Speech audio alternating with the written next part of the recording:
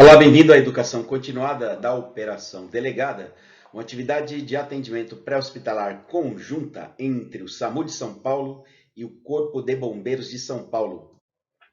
Meu nome é Claudinei, sou enfermeiro com especialização na área de docência para profissionais de enfermagem e emergências e cuidados intensivos, instrutor do Núcleo de Educação Permanente do SAMU São Paulo.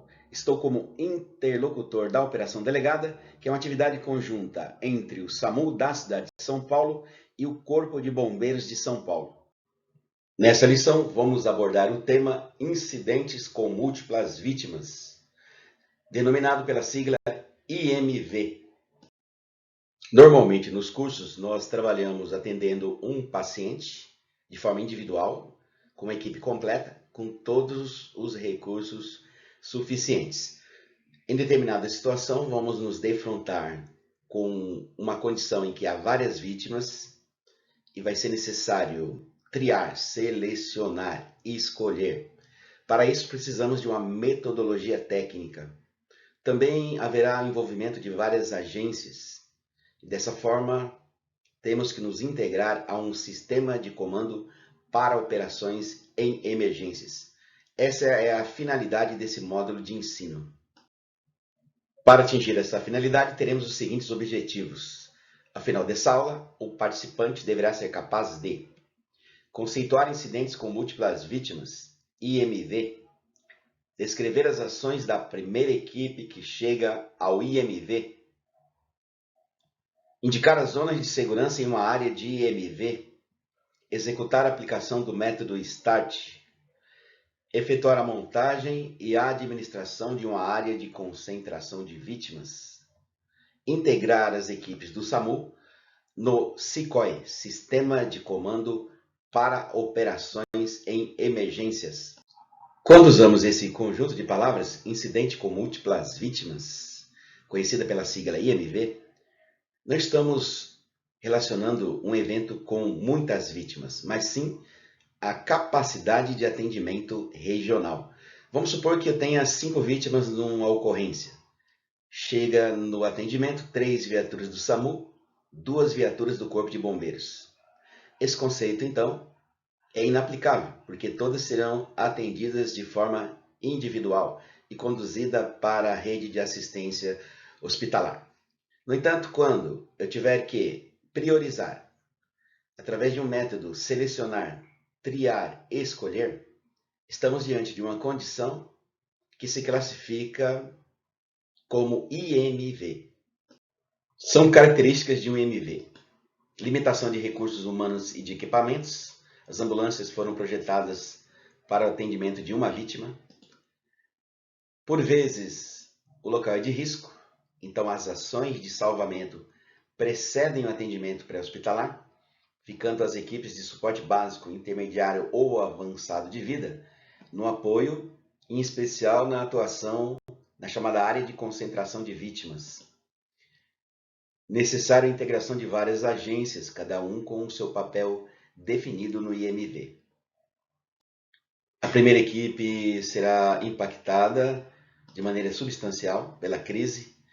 Nós teremos clamor popular, vítimas sendo levadas até a ambulância, vítimas caminhando em direção à ambulância, pedidos de socorro na cena de emergência, vários distratores que podem influenciar nas ações que estão designadas para a primeira equipe, que é estabelecer, quando possível, a segurança da cena, executar a avaliação e a solicitação dos apoios necessários.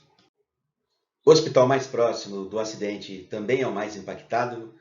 Antes da chegada das equipes de atendimento pré-hospitalar, pessoas são levadas para esse ambiente ou se deslocam por meios próprios, tanto que alguns hospitais montam comitês de crise, treinam as equipes para emergências com múltiplas vítimas, prevendo uma eventual demanda e a necessidade de atendimento.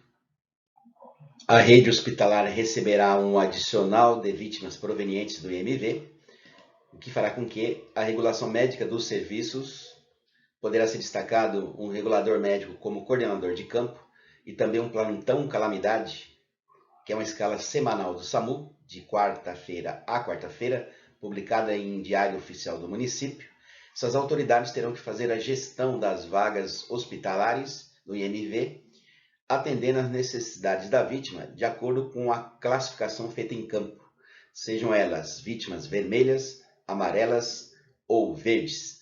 Todas essas classificações teremos conhecimento nesse treinamento. No incidente com múltiplas vítimas, temos a atuação de várias agências, cada um com seu papel constitucional. O Corpo de Bombeiros, por exemplo, ele fará ações de salvamento. Muitas vezes a triagem ficará por conta desses profissionais, porque as vítimas estão em situações de risco. Agências de trânsito, fazendo controle do trânsito em áreas urbanas. Polícia Militar, evitando saques, outras ações delituosas. Companhia de Energia Elétrica, fazendo a segurança da cena da emergência, desligando a rede elétrica em caso de necessidade. Agências privadas de atendimento pré-hospitalar, especialmente em rodovias ou quando solicitadas em apoio na área urbana. E o papel importante da Defesa Civil na segurança das edificações, farão autos de interdição parcial ou total das edificações, além dos auxílios às eventuais vítimas.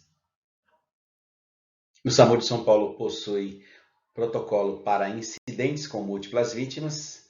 A numeração desse protocolo varia conforme o manual, se é de suporte básico, intermediário ou avançado de vida. É importante que seja feita a leitura para um conhecimento complementar. Nós temos duas fontes de despacho para o IMV. Uma chamada fonte confiável. A ligação é da Polícia Militar, o pedido é do Corpo de Bombeiros ou de um órgão instituído no município. Então é óbvio que já houve uma certificação da ocorrência e essa necessidade de apoio. Mas entra, por exemplo, apenas uma ligação, duas, informando que houve desabamento de um centro comercial. Pode ser uma fonte não confiável, necessitando, no entanto, o envio de uma viatura para o local para fazer uma avaliação e informar a central de comunicação do SAMU de São Paulo. Confirmada a ocorrência de IMV, sempre será acionada para o local uma equipe de SAV para iniciar o atendimento e também será acionado o chamado plantão calamidade, que é uma escala que é divulgada em Diário Oficial de quarta-feira a quarta-feira da outra semana, onde o médico está escalado nessa função. Ele será, obviamente, notificado primeiramente da emergência e ficará em alerta para o caso de necessidade de acionamento para o local. É função do PAT, uma seção da Central de Comunicação, providenciar para que esse médico seja conduzido para o local da ocorrência. Se estamos indo para um incidente com múltiplas vítimas, podemos esperar uma série de riscos presentes no local. Esses riscos podem envolver acidentes com eletricidade, incêndios, vazamento de produtos químicos, ou seja, primeiro a equipe deve ter atenção à segurança pessoal, a segurança da própria equipe e a segurança das pessoas presentes no local da ocorrência. Podemos até que cheguem os serviços especializados em segurança, bombeiros, polícia militar, pelo menos orientar para que as pessoas se afastem, utilizar fitas de isolamento, evitando a aproximação das áreas de risco. Algumas ações são extremamente relevantes. Por exemplo, confirmar o tipo de ocorrência. Então, desabamento de um centro comercial de 3 andares. Nem sempre o endereço fornecido corresponde ao exato local da ocorrência. Por exemplo, você vai atuar num shopping center.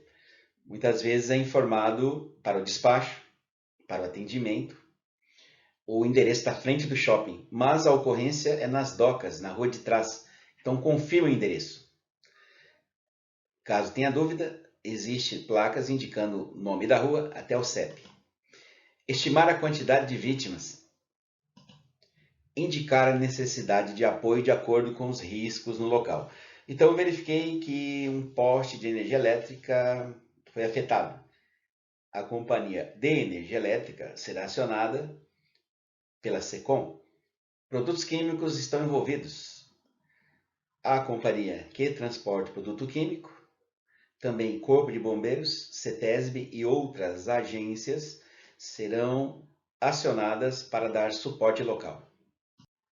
Nesse primeiro momento, é importante que um membro da equipe seja destacado para orientar e direcionar as vítimas que consigam caminhar da zona quente, ou eventualmente ela já está na zona morna, para a zona fria, ou seja, uma área fora da situação de risco, e que depois serão reavaliadas e reclassificadas se necessário.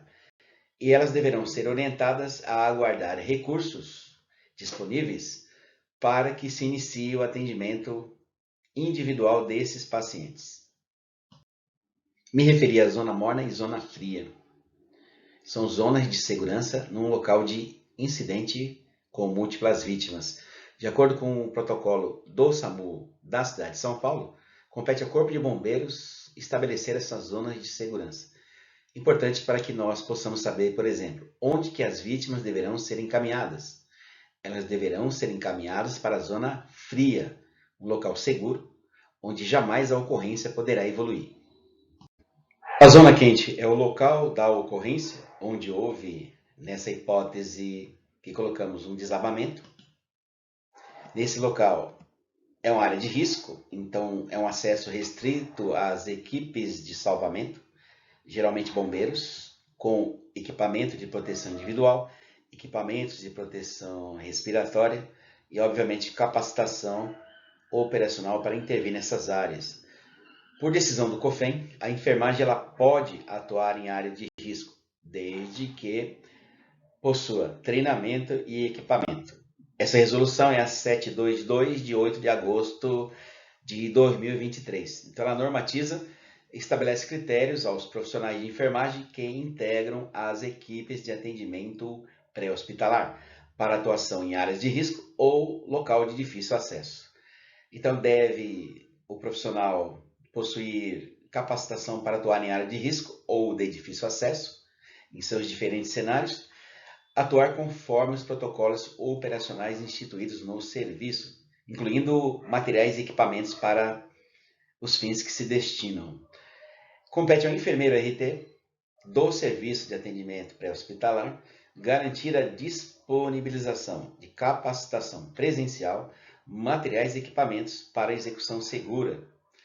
E o artigo 5º estabelece que quando, nessa área de risco, o acesso já estiver sendo realizado pelas instituições de segurança pública, por exemplo, bombeiros ou equipes operacionais da Polícia Militar, os profissionais de enfermagem devem informar a Central de Regulação das Urgências e seguir os protocolos instituídos pelo serviço. Então, em geral, ficaremos numa situação de apoio, atuando fora da zona quente, em especial na zona fria. A zona morna é uma zona ao redor da zona quente em que a ocorrência ainda pode evoluir. Então, esse local é de acesso restrito para as equipes de apoio. Normalmente, nesses locais teremos estacionamento de viaturas operacionais de bombeiros, de companhia de energia elétrica e outros órgãos de apoio. Eu não posso, por exemplo, levar as vítimas para a zona morna, porque vamos supor um fogo em edifício no 8º andar. Algo desprende como um vidro e desloca na direção ao redor do edifício. Qual o raio de ação que ele pode afetar? Então é preciso fazer um dimensionamento para verificar e estabelecer essas zonas de segurança. Nas ocorrências que envolvem vítimas contaminadas com produtos perigosos, será criado entre a zona quente e a zona fria, ou seja, na zona morna, o chamado corredor de descontaminação, local em que as vítimas serão atendidas inicialmente, antes que sejam conduzidas para a área de concentração de vítimas. Nesse local, será instalado um ponto de atendimento inicial às vítimas antes que elas sejam levadas para a zona fria. Algumas medidas de redução de contaminação serão adotadas. Por exemplo, remoção das vestes impregnadas pelo produto, irrigação das partes do corpo afetadas. Alguns produtos químicos causam queimaduras, outros têm potencial para envenenamento. Nesse caso, quando essas medidas são adotadas, também se previne levar esses contaminantes para a área de concentração de vítimas, para a ambulância e para o ambiente hospitalar. Também serão adotadas medidas para a limpeza dos equipamentos das equipes de salvamento. É importante para o profissional que atua em emergência pré-hospitalar que tenha noções sobre transporte de produtos perigosos. Nos caminhões, existem placas indicativas que podem ser úteis para a consulta das ações relacionadas ao acidente. Por exemplo, temos ali um painel de segurança representado pelos números 33 e 1203. 33 representa o número de risco. Nesse caso, é um líquido altamente inflamável. 1203 é o número da ONU.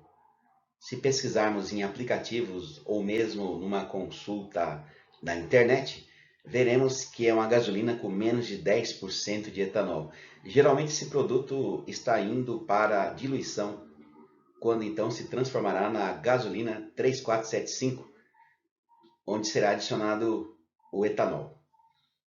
Saberemos também que é um produto líquido e inflamável pelo rótulo de risco localizado na lateral do veículo. Outra fonte importante de informação é a chamada Ficha de Informações de Segurança de Produtos Químicos. Também nessa ficha teremos não só as informações do produto, como também dos seus fornecedores e dos telefones de emergência, as medidas de segurança da cena e as medidas de primeiros socorros. A última zona em destaque é a zona fria, que é uma área segura, local onde será instalado o posto de comando, também a área de concentração de vítimas, conhecida como posto médico avançado. Estacionamento da ambulância será feito nesse local, mas é uma área permitida o acesso somente de equipes de atendimento de emergência. O público ficará fora dessa área. Polícia Militar, a Guarda Civil e outras agências poderão colaborar nesse sentido, fazendo o isolamento da área. O posto de comando e suas assessorias será instalado na Zona Fria. É o local de reunião de autoridades que fazem a gestão operacional da ocorrência. Se tem controle absoluto dos recursos humanos e materiais empregados nesse atendimento.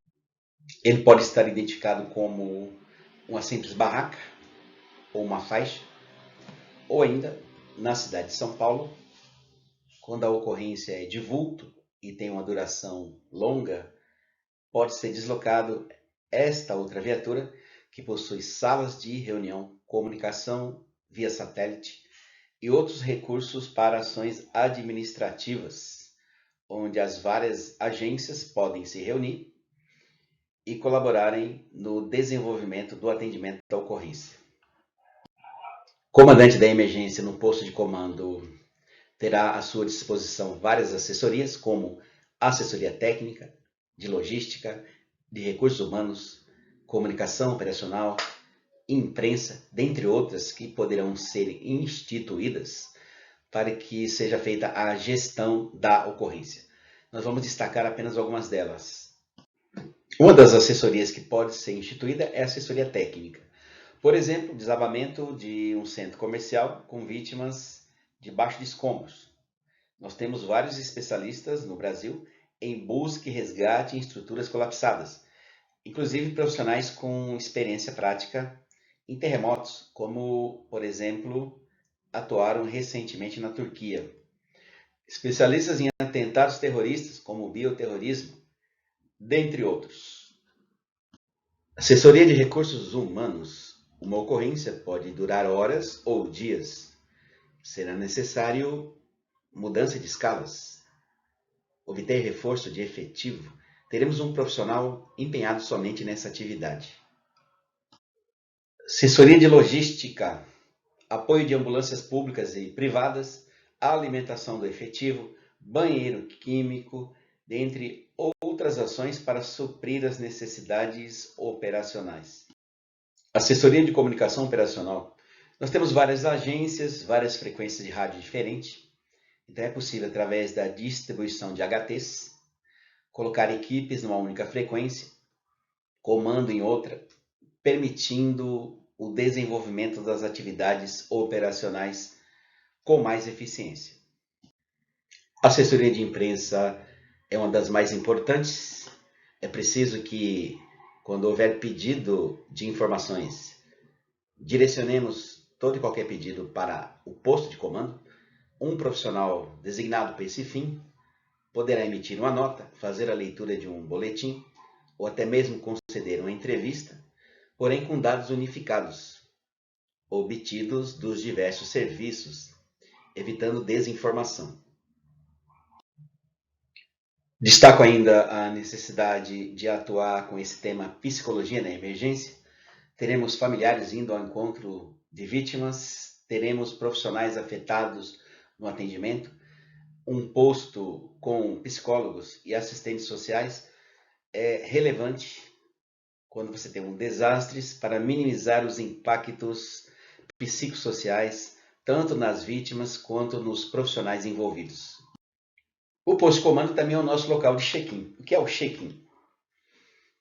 Nós, quando chegarmos ao local da ocorrência, vamos nos apresentar no posto de comando, informar: sou do SAMU São Paulo, estou numa ambulância de suporte básico, avançado ou intermediário de vida. Estamos em tantos integrantes na equipe. Seremos colocados à disposição conforme as necessidades operacionais. Na Zona Fria será montada a área de concentração de vítimas pelo primeiro SAV que chegar ao local.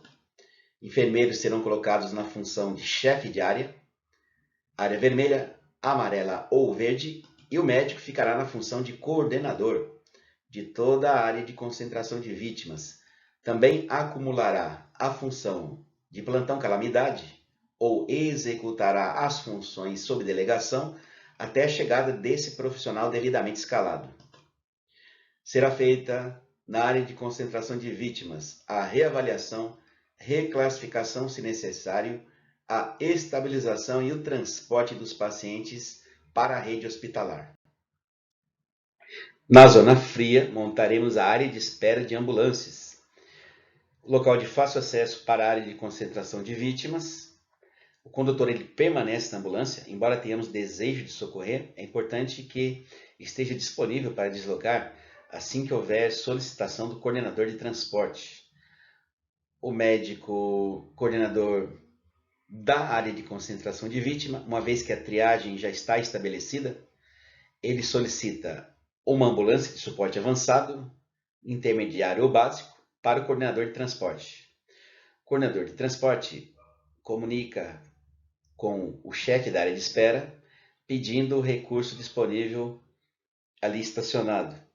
Então, essa ambulância será enviada, junto com sua equipe, para recepcionar a vítima na área respectiva, fazer eventual estabilização e iniciar o transporte para a rede hospitalar. Como exemplo prático da delimitação de zonas de segurança no incidente real, nós temos aqui um desabamento do teto de uma igreja na madrugada de 5 de setembro de 1998, na cidade de Osasco, matando 25 pessoas e com mais de 500 feridos. Então nós temos ali a zona quente, a zona morna e a zona fria, as zonas de segurança estabelecidas para esse tipo de incidente. A partir de agora vamos tratar do método START, cuja sigla significa Triagem Simples e Rápido Tratamento. Foi desenvolvido pelo Hospital Rogue e o Corpo de Bombeiros de Newport Beach, na Califórnia, em 1983, padronizado no Brasil nos diversos serviços de emergência. Classifica os pacientes com base nas maiores chances de sobrevivência esse método é aplicado na zona quente. Nós teremos que mudar alguns conceitos de atendimento, em especial aos pacientes vítimas de parada cardiorrespiratória nesse cenário. Eles não terão prioridade de atendimento, serão atendidos em momento oportuno. O método START utiliza um código de cores para a classificação. Por exemplo, código vermelho seria um paciente com risco de morte nas próximas 2 horas. Código amarelo, risco de morte nas próximas 24 horas. O código verde necessitará de uma avaliação, podendo ser reclassificado se necessário. Código preto, atribuído aos críticos inviáveis, pessoas em parada cardiorrespiratória ou com sinais de morte óbvia, como, por exemplo, decapitação, seccionamento do tronco, esmagamento de cabeça e tórax, carbonização, dentre outros. As vítimas são identificadas segundo a sua prioridade com cartões. Esses cartões de triagem têm diversos modelos. O modelo mais comumente utilizado no Brasil é o que vamos explorar a seguir. O número de controle sequencial acompanha todas as tarjetas que são serrilhadas, que podem ser destacadas e ficar de posse do triador.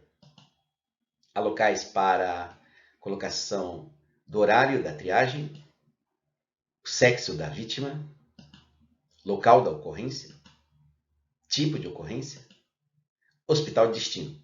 Obviamente que esses preenchimentos serão feitos no local específico, como, por exemplo, área de concentração de vítimas, durante o transporte do paciente na ambulância ou durante o atendimento no hospital. Na tarjeta preta, podemos encontrar um símbolo que indique morte, como a cruz ou outra simbologia, indicando que ele é um crítico inviável. Também o número 0, indicando que ele é última prioridade. Na tarjeta vermelha, temos a pantera, indicando rapidez, e o número 1, indicando prioridade 1. Na tarjeta amarela, temos uma tartaruga, indicando que o atendimento pode ser retardado e ser feito depois do atendimento das vítimas vermelhas. Ele teria segunda prioridade. As vítimas classificadas como verde não necessitam de transporte por ambulância. Essa tarjeta é subdividida, ficando uma das partes destacadas de posse do triador. No verso, vemos na parte de cima a tarjeta de controle da ambulância, que será destacada pela equipe da ambulância, e a tarjeta a ser destacada e ficar de posse do hospital. Há locais para anotações de eventuais lesões da vítima e todo cartão possui um cordão fixado ao seu corpo. É importante que esse cordão não seja colocado no pescoço do paciente, porque haverá necessidade de manipulá-lo. Esses pacientes, normalmente vítimas de trauma, necessitam de um cuidado com a região cervical.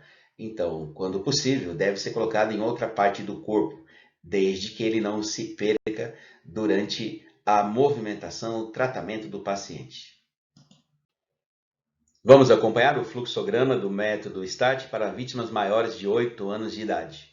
Vítimas até 8 anos de idade podem ser classificadas através de outra metodologia chamada Jumpstart, que não será objeto de estudo e pode ser encontrada na referência bibliográfica PHTLS. As ações de uma primeira equipe que chega na cena são várias. Estabelecer segurança da cena, orientando pessoas que se afastem, adotando medidas de isolamento. Verificar a quantidade de vítimas e endereço, solicitação dos apoios necessários.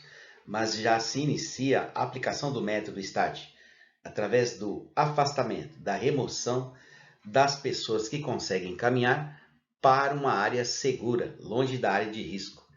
Essas vítimas serão classificadas como vítima verde, posteriormente sofrerão uma triagem secundária na área de tratamento respectiva, podendo inclusive serem reclassificadas. Menos pessoas permaneceram na cena para a triagem. Menos pessoas permanecem agora na área de risco. Próximo item de avaliação. A pessoa não consegue caminhar. Ela respira.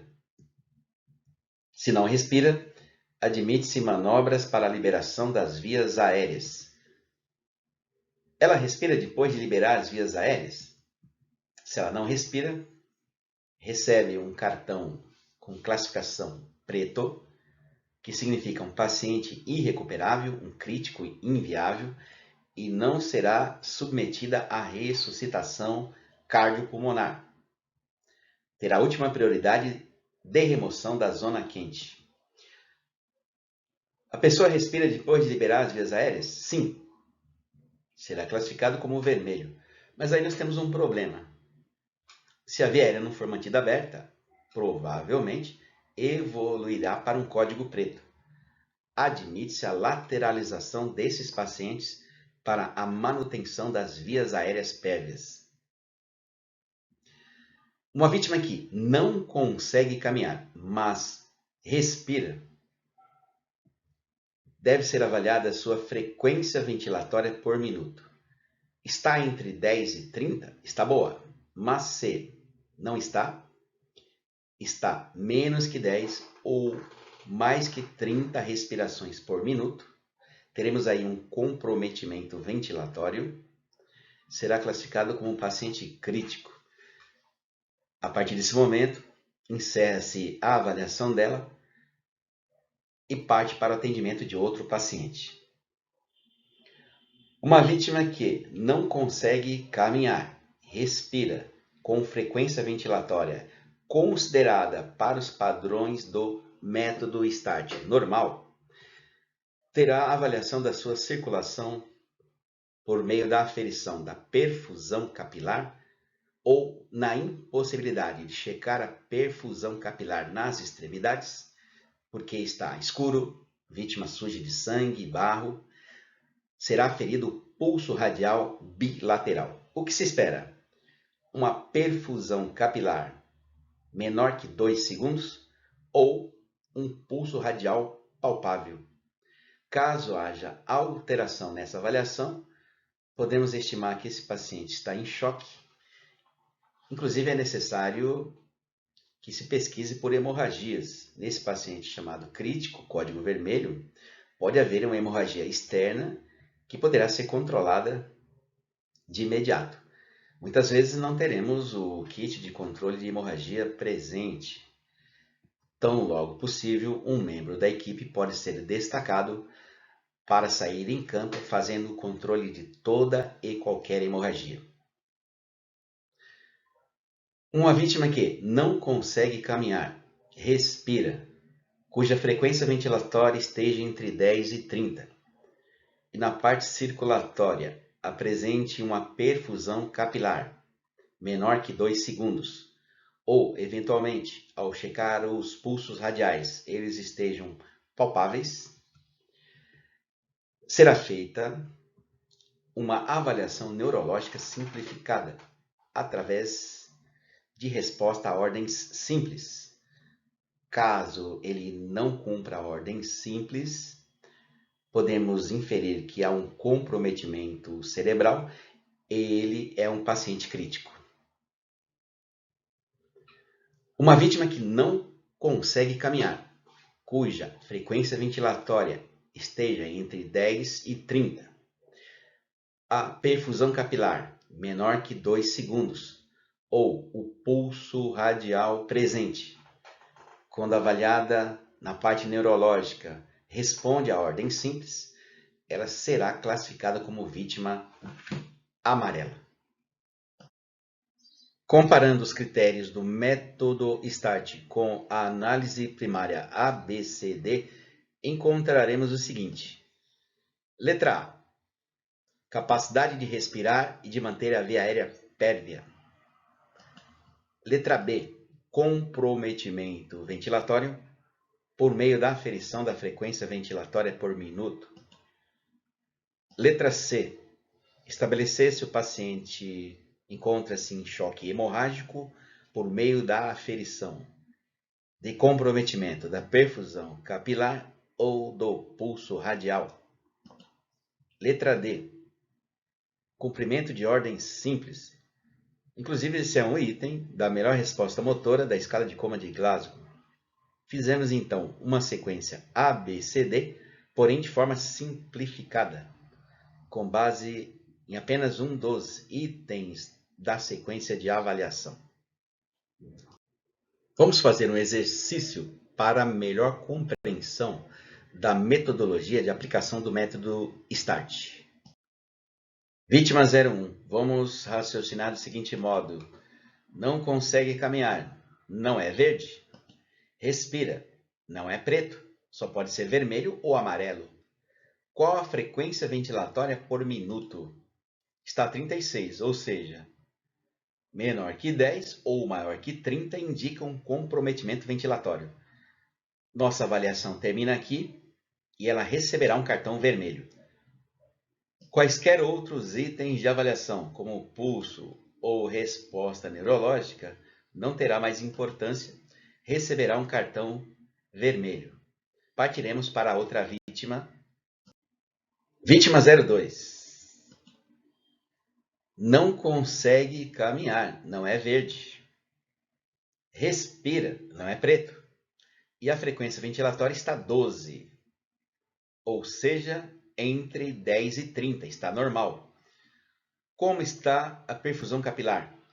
1,5 segundos, ou seja, menor que 2 segundos. E ela cumpre ordens simples. Uma pessoa que não consegue caminhar, mas não apresenta nenhum comprometimento na respiração, circulação e neurológico, será classificada como vítima amarela. Vítima 3. Consegue caminhar. Acaba que minha classificação ela será direcionada para a área de tratamento verde. Outros itens poderão ser avaliados por um profissional nessa área de tratamento, podendo ou não sofrer reclassificação. A capacidade de caminhar indica que ele é um paciente classificado como verde. Vítima 4. Não consegue caminhar, não é verde. Respira, não é preto. E a frequência respiratória está 12 por minuto, entre 10 e 30. Partimos para a avaliação da circulação. A perfusão capilar está maior que 2 segundos. Esse item já a classifica como vítima vermelha. A capacidade de não cumprir ordem simples não será objeto de avaliação, recebendo então um cartão na codificação vermelho. Vítima 5. Não consegue caminhar, não é verde. Respira, não é preto. A frequência ventilatória está entre 10 e 30. A perfusão capilar está menor que 2 segundos e ele cumpre ordens simples. Será classificado como um paciente amarelo. Vítima 6. Não consegue caminhar, não é verde. Respira, não é preto. E a frequência ventilatória está entre 10 e 30. A perfusão está menor que 2 segundos, porém ele não cumpre ordem simples. Receberá um cartão vermelho. Vítima 7. Não consegue caminhar, não é verde. Não respira, mesmo depois de liberar as vias aéreas. Esse item a classifica como código preto. Receberá um cartão com a tarja preta. Vítima 8. Não consegue caminhar, não é verde. Respira, não é preto. E a frequência ventilatória está entre 10 e 30. A perfusão capilar está menor que 2 segundos. E ele cumpre ordens simples. Não há nenhuma alteração em A, B, C, D, porém ele não consegue caminhar, provavelmente por algum tipo de lesão incapacitante, receberá um cartão com a codificação amarelo. Vítima 9. Não consegue caminhar, não é verde. Respira, não é preto. E a frequência ventilatória está entre 10 e 30. No entanto, a perfusão capilar está a 5 segundos, a alteração circulatória. Ele não cumpre ordem simples, então será classificado como vítima vermelho. Mas o que definiu A classificação foi a alteração na perfusão capilar. Vítima 10. Não consegue caminhar, não é verde. Respira, não é preto. E a frequência ventilatória está entre 10 e 30. A perfusão está menor que 2 segundos, mas não cumpre ordem simples. Existe uma alteração neurológica. Será classificado então como vermelho. Alguns apontamentos da triagem na experiência prática. Todas as vítimas que conseguem caminhar, independente de possuírem ferimentos ou não, serão classificadas como verde.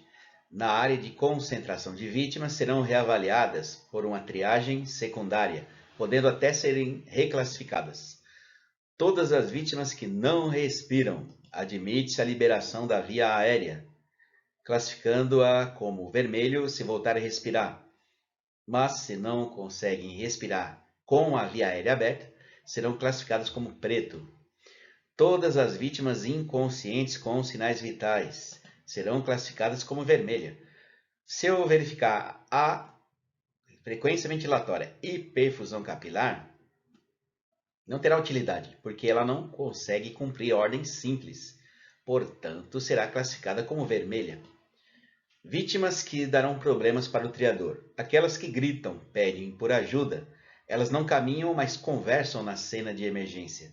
Será necessário seguir o fluxograma indicado para o método START, onde será avaliada a frequência ventilatória, a perfusão capilar ou pulso radial e a capacidade ou não de cumprir ordens simples. Vamos fazer uma revisão dos procedimentos que podem ser executados numa cena de emergência durante a triagem. Nós podemos orientar vítimas que saem do local, como vítimas verdes, também orientar vítimas amarelas e vermelhas que estão conscientes a aguardarem a chegada de socorro. Não é somente colocar um cartão e partir para outra. Efetuar a abertura de vias aéreas numa vítima que não consegue respirar, lateralizar esses pacientes para manter a via aérea pérvia, caso voltem a respirar depois da liberação das vias aéreas. Também efetuar os controles de hemorragias e sanguinantes, mesmo que isso seja feito por um socorrista que seja destacado com essa função. Sair em campo, fazendo controle de toda e qualquer hemorragia grave. Passos da triagem. Um ou mais socorristas guiam as vítimas que conseguem caminhar, mesmo com ajuda, para a área de concentração de vítimas. Em momento oportuno, receberão cartão de identificação. Cartão com tarjeta verde. Veja o detalhe da remoção do cartão pelo triador. No caso da tarjeta verde, um dos lados ela é subdividida em duas partes e uma parte é removida, guardada e entregue posteriormente, junto com as demais tarjetas, no posto de comando ou na área de concentração de vítimas, para que seja feito um controle. Num primeiro momento, essas vítimas serão removidas para uma área segura, longe da área de risco, até que sejam colocadas à disposição das equipes de atendimento. Até que cheguem recursos, essas áreas ainda não estarão demarcadas com lonas ou coletes identificando as equipes de atendimento pré-hospitalar e as áreas de tratamento vermelha, amarela ou verde. Uma vez que as vítimas verdes já foram removidas, menos pessoas permanecem em cena para a triagem. As equipes devem avançar, dividindo-as em setores, de forma que, à medida que encontram a vítima, a classificam e colocam um cartão de identificação. Nesse caso, evitem distratores. Pessoas, por exemplo, pedindo ajuda, podem fazer com que alguma vítima deixe de ser atendida dentre tantas existentes no local. Para a identificação das vítimas vermelhas, serão removidas as tarjetas verde e amarela do corpo do cartão, predominando na parte inferior a tarjeta vermelha. Quem são essas vítimas? Normalmente estão incapazes de caminhar mesmo com auxílio e apresentam algum comprometimento, como por exemplo, na letra A, respira somente depois da liberação das vias aéreas. Na letra B, possui uma frequência ventilatória ou respiratória menor que 10 ou maior que 30 por minuto. Na letra C, indicativos de choque como perfusão capilar superior a 2 segundos ou pulso radial não palpável. Na letra D, não responde à ordem simples do triador. Algum comprometimento nesses itens de avaliação levou ao triador a classificação dessa vítima como vermelha. Para a identificação das vítimas amarelas, será feita a remoção da tarjeta verde integralmente na parte inferior do cartão, predominando a cor amarela. Quem são essas vítimas? Incapazes de caminhar mesmo com auxílio, respiram, possuem uma frequência ventilatória entre 10 e 30 vezes por minuto, a perfusão capilar não está afetada, o enchimento capilar se dá em até 2 segundos, ou na impossibilidade de checar a perfusão capilar, os pulsos radiais bilateral estão palpáveis. Também não há comprometimento neurológico. Uma lesão a incapacita de caminhar na cena de emergência. Para a identificação das vítimas pretas, será removida do cartão todas as tarjetas inferiores, ficando no corpo do cartão em destaque a cor preta. Quem são essas vítimas? Normalmente são pessoas que não respiram nem mesmo depois de liberação das vias aéreas ou apresentam sinais de morte óbvia, como decapitação, esmagamento da cabeça e tórax, carbonização, separação do tronco sem sinais vitais, o que se aplica em geral nessas condições de incidentes com múltiplas vítimas. Na montagem da área de concentração de vítimas, é importante observar alguns aspectos, principalmente com relação à disposição das áreas de tratamento. Área vermelha e amarela, nessa sequência, direcionada à saída das ambulâncias, próximas uma da outra, facilitando os acessos da equipe médica e de enfermagem. Quando os maqueiros trouxerem as vítimas, as posicione com a cabeça voltada para as laterais, permitindo o acesso, manobras de liberação de via aérea. Também a remoção fácil para as ambulâncias. Já a área verde, onde pessoas andam, caminham, fique afastada da área vermelha e amarela, evitando que pessoas se desloquem para esses ambientes em busca de familiares ou amigos. A área preta, onde serão colocadas pessoas em parada cardiorrespiratória ou com lesões óbvias, indicando morte, devem ficar preferencialmente longe da vista do público, evitando comoção social, mesmo porque permanecerão longo tempo sem assistência. As vítimas serão removidas da zona quente para a zona fria por equipes de maqueiros. Depois da triagem, por ordem de prioridades, as vítimas vermelhas, depois as amarelas, serão encaminhadas para as áreas de tratamento. O que se espera é um mínimo de estabilização para trauma, como o uso de prancha longa ou macas, com estabilização cervical. Nem sempre haverão recursos suficientes e também o local muitas vezes não permite que se faça uma restrição completa. No mínimo, estarão com um colar cervical ou estabilização manual de cabeça e pescoço sobre uma superfície rígida até que seja entregue à área de tratamento, onde será completado esse atendimento com reavaliação, estabilização de fraturas, tratamentos de feridas, ficando prontas para a equipe de atendimento pré-hospitalar removê-las para o hospital de destino. Sendo assim, as vítimas vermelhas serão levadas para a área vermelha, na área de concentração de vítimas. Nesse local, o médico ou enfermeiro se encarregará da triagem secundária e da assistência necessária para a estabilização e a preparação para o transporte para o hospital de destino.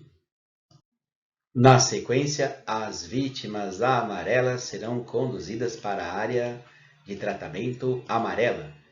Nesse local, um médico ou enfermeiro fará a triagem secundária, dará a assistência, garantindo a estabilização e providenciará o transporte para a rede hospitalar. Vítimas pretas, aquelas classificadas pela condição de não respirar, nem mesmo depois da liberação de vias aéreas, serão levadas para a área de tratamento preta. O médico poderá constatar o óbito ou decidir investir no paciente. Se for constatado o óbito, será colocada à disposição da polícia científica para a devida perícia e encaminhamento para o Instituto Médico Legal. As vítimas pretas, assim classificadas por apresentarem sinais evidentes de morte, como decapitação, esmagamento de cabeça e tórax, seccionamento de tronco, carbonização, poderão permanecer na própria cena até a atuação da polícia científica, que poderá decidir por transporte desses pacientes para o Instituto Médico Legal. Quando, por algum motivo, esses corpos estiverem em risco de serem levados pela enchente, queimados pelo fogo, foram retirados de escombros, poderão ser conduzidos para a área de tratamento preta da área de concentração de vítimas. Vítimas pretas no método START possuem última prioridade. Essa animação da Escola Paulista de Medicina mostra que devemos investir naqueles pacientes que possuem maior probabilidade de sobrevida. A equipe toda está investida na reanimação daquele paciente, enquanto que o outro continua sangrando. Quando ele for atendido, poderá ter evoluído, inclusive, para o óbito. Então, é necessário estabelecer esse critério quando você tem um incidente com múltiplas vítimas.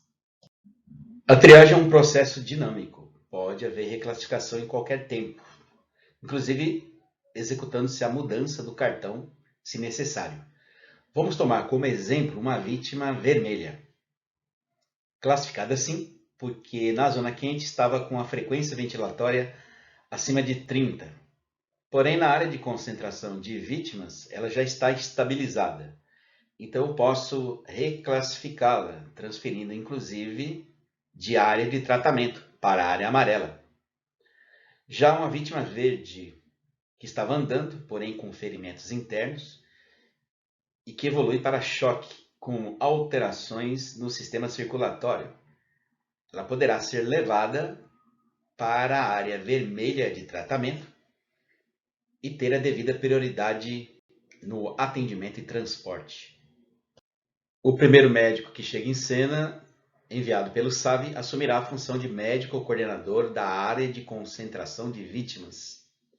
Vamos lembrar que os pacientes foram levados para esse local baseado em critérios do método START, que é uma triagem simples.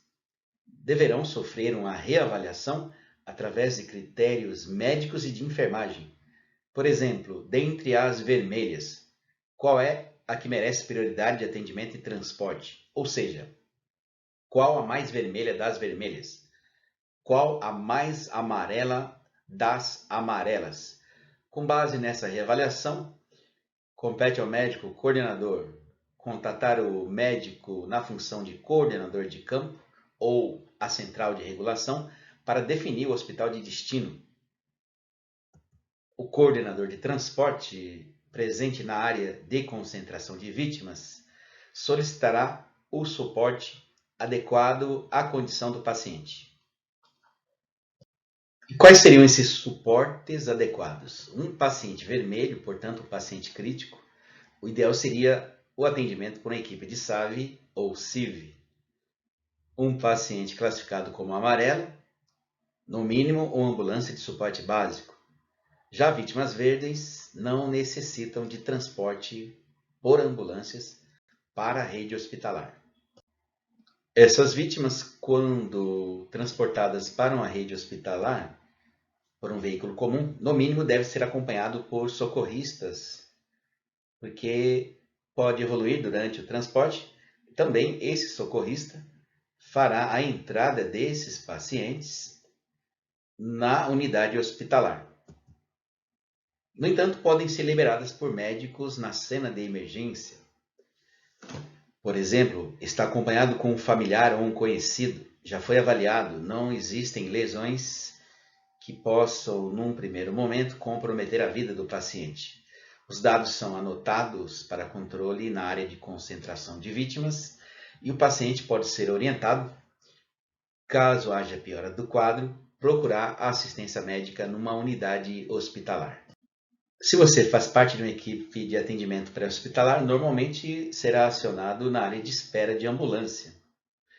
Quando o coordenador médico da área de concentração de vítimas decidir a prioridade de transporte, você assumirá o paciente na respectiva área, lembrando que agora ele é um paciente individual. Você vai estabilizá-lo naquilo que for necessário antes de iniciar o transporte. Certifique-se do hospital de destino, transmita a SECOM os dados sobre o paciente e o hospital de destino.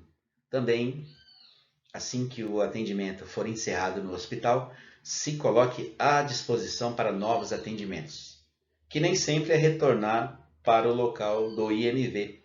Lembrando que as ocorrências na cidade continuam em andamento e pode ser necessário que você saia dali para o seu atendimento regional. O SAMU da cidade de São Paulo possui 2 veículos de atendimento a múltiplas vítimas e calamidade. Quando confirmada a necessidade de apoio, o PAT, que é uma seção da Central de Comunicação, envia o recurso para o local. A equipe será composta por um enfermeiro e um condutor, e o veículo tem capacidade para transportar equipamentos adicionais para atendimento de até 40 vítimas. Um recurso que temos no veículo de múltiplas vítimas é o kit desastre. Ele facilita a administração do cenário da ocorrência, porque possui lonas de demarcação de áreas, vermelha, amarela, verde e preto, coletes e capacetes ou bonés para identificação, jogos de cartões do método START, pranchetas e formulário de anotações.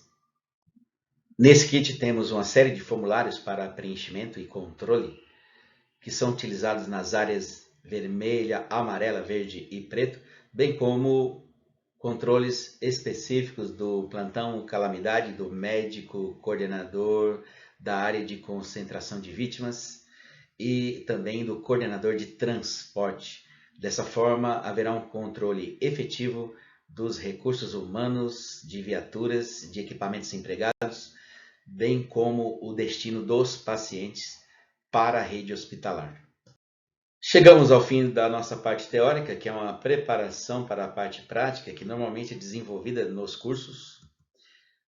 Podemos ver o conceito de EMV, as ações da primeira equipe na cena de emergência, o estabelecimento das zonas de segurança, a aplicação do método START, a montagem e a administração da área de concentração de vítimas, também chamada de posto médico avançado, e principalmente o nosso papel como instituição dentro do sistema de comando para operações em emergências. Agradeço a sua participação nesse estudo e entendo que é importante a revisão desses conhecimentos, assista quantas vezes forem necessários, também consulte as nossas referências bibliográficas sobre o assunto.